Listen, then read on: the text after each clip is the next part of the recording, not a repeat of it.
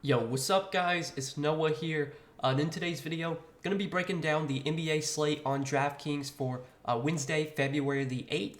We do have a 9-game Wednesday slate, so decent sized slate today. As always guys, we're going to go game by game. We're going to give a quick breakdown of this 9-game slate, what I do like, taking a first look on Tuesday night. As always though, before we do get started with the breakdown, if you guys do enjoy these DFS videos, and if they do help you out, make sure you hit that like button down below, hit that subscribe button if you have not yet. And if you guys are new to the channel, if you have never checked out PrizePicks before, PrizePicks is the sponsor of this video. You guys can sign up for PrizePicks and use my promo code Noah. When you do sign up for PrizePicks with my promo code, PrizePicks will match your first deposit up to $100. And for those of you that have never heard about PrizePicks, they're a player prop site. Very simple and easy to use. You're just taking more or less on a player's projection. You can see they already have some projections posted for Wednesday's games. Not a ton is on the board right now, but that's just because I'm making this video the night before. You check the board again sometime on Wednesday afternoon. You'll see a ton of props from pretty much every game. And if there's anything that stands out to you, if you think a line is too high or too low, you just take more or less. You have to make at least 2 picks, but you can make up to 6 picks, and you can win up to 25x your money on PrizePicks. So if you guys are not playing over there, get signed up. Use that promo code Noah. When you sign up, you will get your first deposit matched up to $100.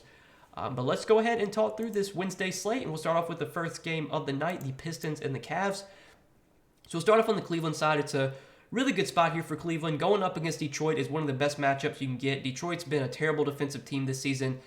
So I think Donovan Mitchell, Darius Garland, Evan Mobley, Jared Allen, these guys all offer a little bit of upside here. Now, at their price tags, I wouldn't consider any of them like priority plays today. But I think Mitchell in tournaments is fine at 8,500. He's not been great lately, but this is obviously a really good matchup and a spot where we could definitely get a big ceiling game from Donovan Mitchell. Same could be said for Darius Garland.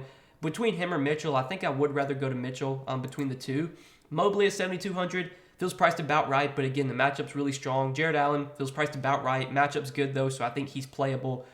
Wouldn't consider that, there's not going to be any core plays coming from Cleveland for me, but I think, you could sprinkle in some of these main guys in tournaments.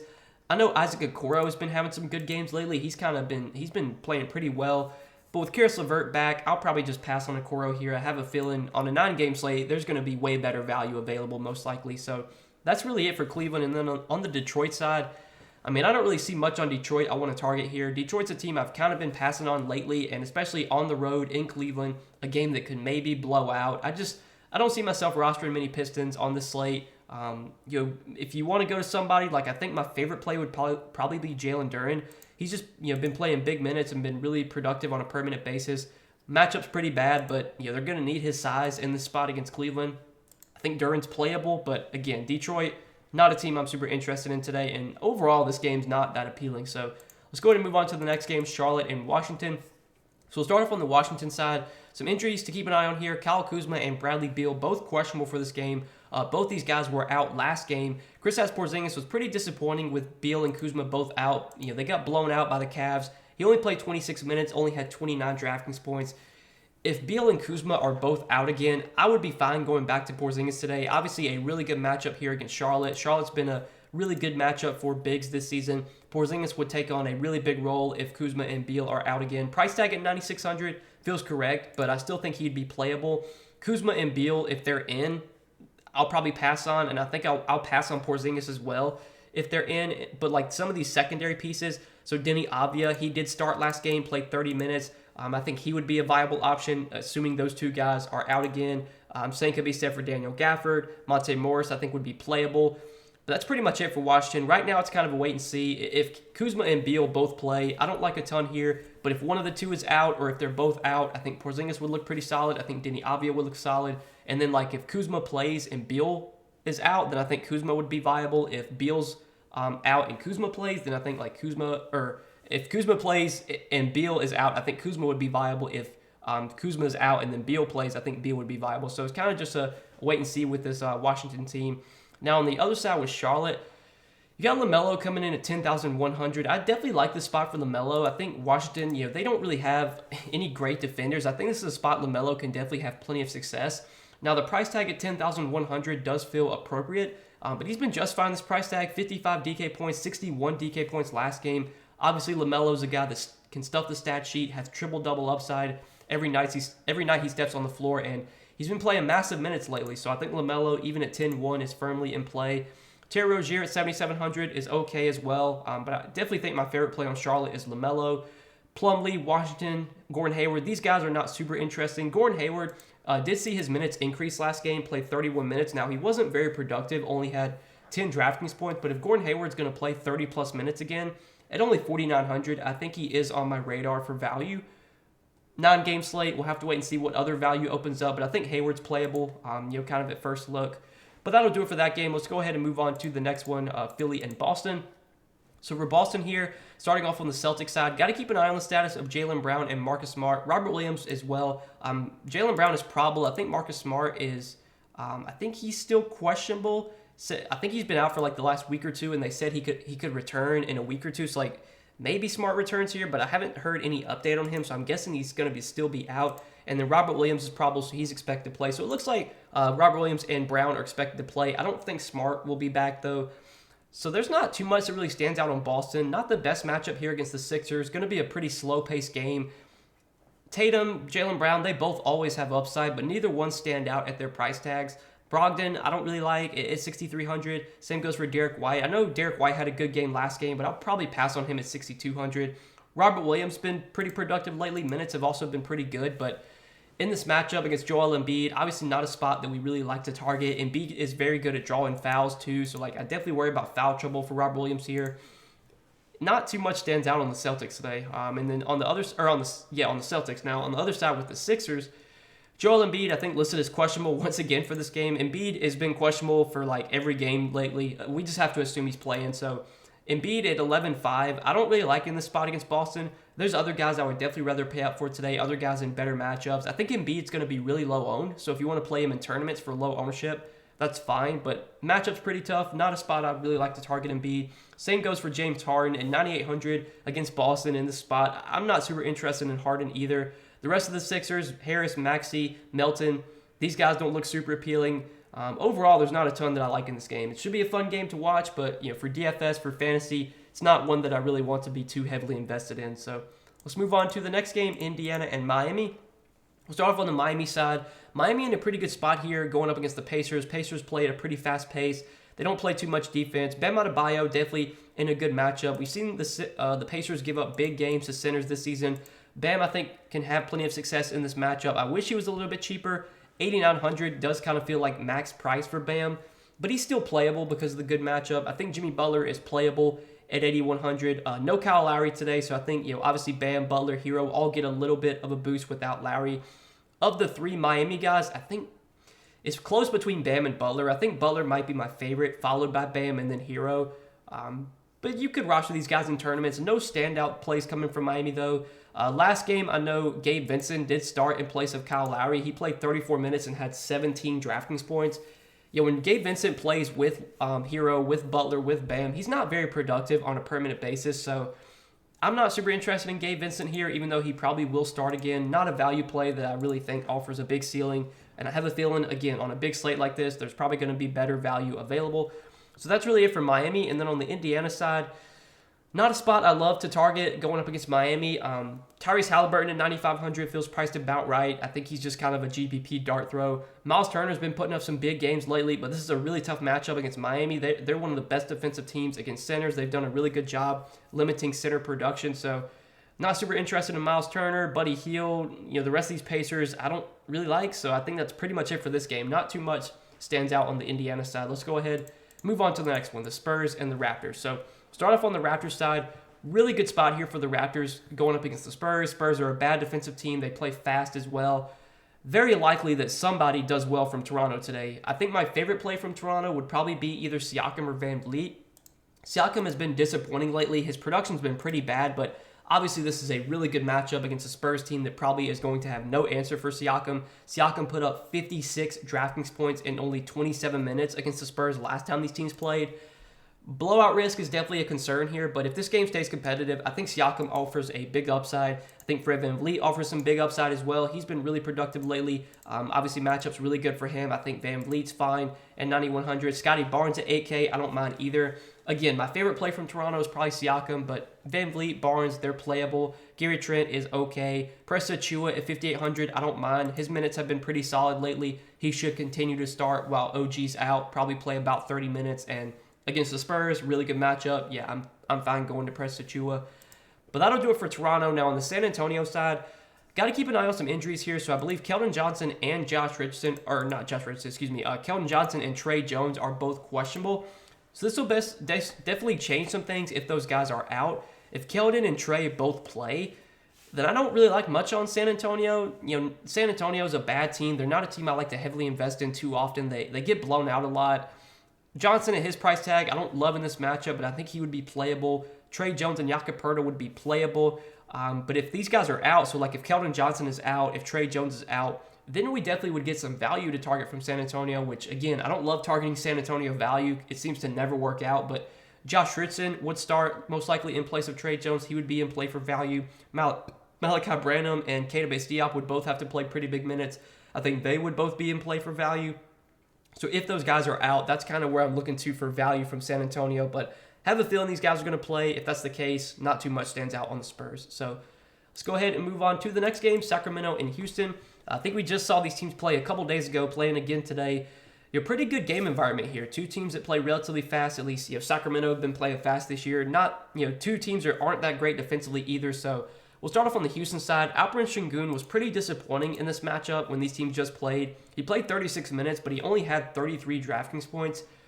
I would be fine going back to Sengun today. We know Sengun's a really good permanent producer. He's a guy that can stuff the stat sheet when he's on the floor. 8,400, when he's playing like 35, 36 minutes, he has the upside to pay off 8,400. So I'm still interested in Sengun today. I think Jalen Green at 6,800 looks solid as well. He took 21 shots last game. He's going to continue to have a big usage rate while Kevin Porter Jr. is out. I think the matchup's pretty good as well. So I think Jalen Green is solid. The rest of Houston, though, like KJ Martin, he feels priced about right, but he's been playing good minutes. I think he's still a playable option. Eric Gordon feels priced about right, but his role's been a lot bigger lately without Kevin Porter Jr. I think he's playable at 5,400. Not really considering any other Rockets, though. I think I'll pass on the rest of these guys. And then on the Sacramento side, really good spot here for Sacramento as well. Sabonis at 10,300. He's a playable tournament option. I don't consider him a priority play on this slate, but we know Sabonis is a guy that can stuff the stat sheet, can contribute in all categories. Been pretty good in this matchup against Houston. Was a little bit disappointing last game, but I think last time these teams played prior to last game, he put up 55 and 73 against the Rockets. So, yeah, definitely a good spot for Sabonis here. De'Aaron Fox in a good spot as well. He played his first game back from personal issues or personal reasons. I think he was out because his wife had a baby. He played 29 minutes in his first game back. That game was a blowout. I would expect Fox to get back to like his normal 35, 36 minutes today. Point guards against the Rockets has been a matchup worth targeting all season, so I think it's a really good spot for De'Aaron Fox. I think at 9K, he's a viable GPP play. The rest of the Kings, though, Harrison Barnes, Keegan Murray, Kevin Huerter, going to pass on these guys. I don't see too much else I like on Sacramento. So let's move on to the last few games of the night. We'll talk about Minnesota and Utah. So on the Utah side, don't love too much on Utah here. Lauri Markkanen at 9,300 feels priced about right for this slate. He's not a guy that really stands out when he's over 9K. I really liked Markkanen a couple days ago against Atlanta when he was like 8,400. Now that he's over 9K, yeah, I'll probably pass on Lauri Markkanen. Probably going to pass on the rest of these Utah guys. Jordan Clarkson, Mike Conley, Walker Kessler. I don't see too much I really like on the Jazz today. Nothing really stands out here. And then on the Minnesota side, Minnesota is on the second night of a back-to-back, but they did get blown out against Denver. A lot of their starters did not play anywhere near full minutes, so I would expect Minnesota to pretty much have all their guys. Obviously, no Karl-Anthony Towns. Kyle Anderson did not play on Tuesday, so we'll have to wait and see if he plays for this game.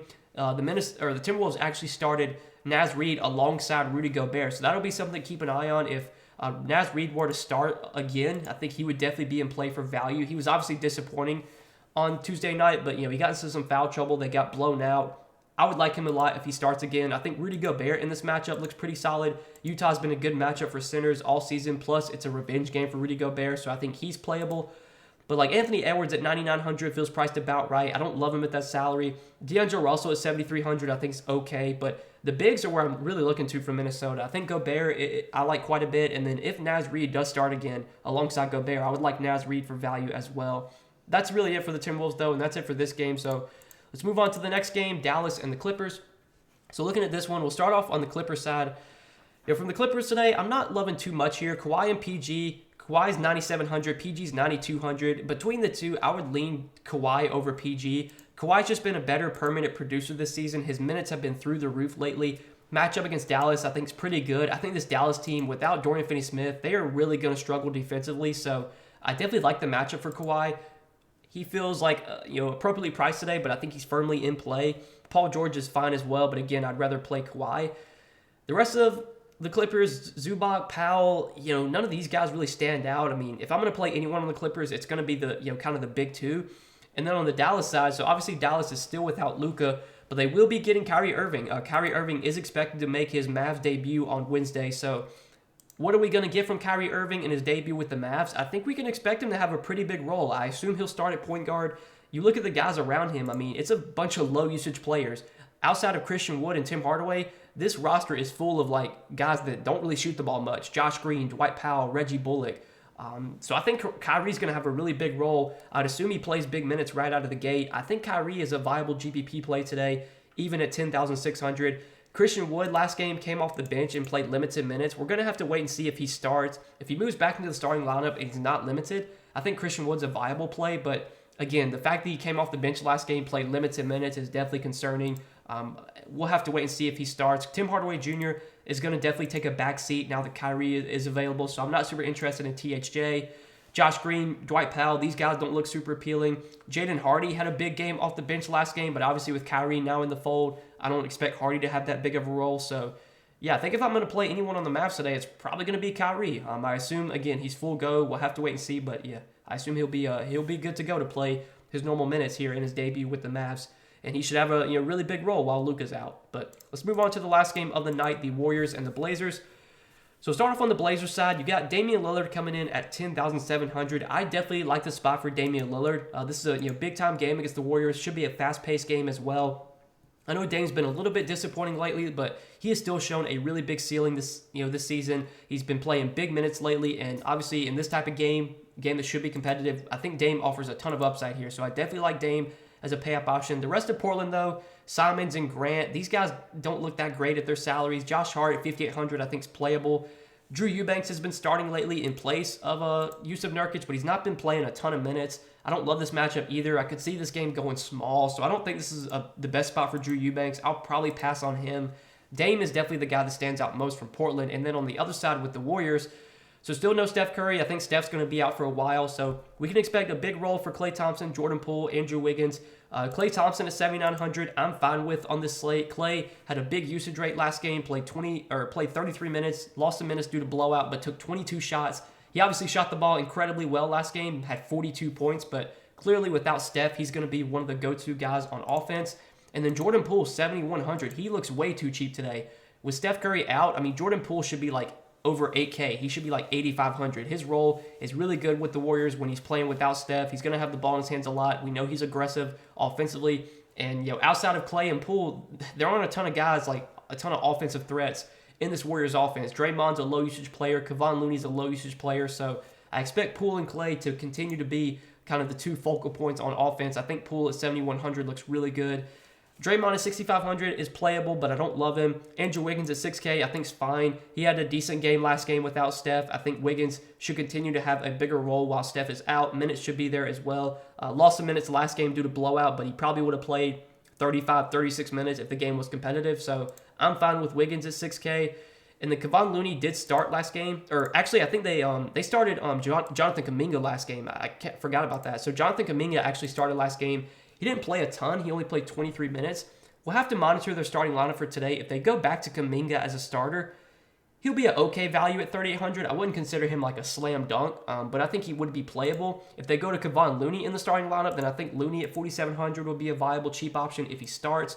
But my favorite plays on Golden State are definitely Klay, Poole, and Wiggins, with for sure the priorities being Klay and Poole. But that'll do it for that game, and that'll do it for this 9-game Wednesday slate. So hope you guys enjoyed this video. Appreciate you watching. Make sure you guys hit that like button if you did enjoy. Hit that subscribe button if you have not yet. And again, if you guys are new to the channel, if you have never checked out PrizePicks before, PrizePicks is the sponsor of this video. You guys can sign up for PrizePicks. Use my promo code NOAH. PrizePicks will match your first deposit up to $100 when you do sign up with my promo code. Definitely check them out if you guys have not yet. But wish you the best of luck on this Wednesday slate. Hopefully we can all win some money tonight, and I will see you guys in the next video. Peace.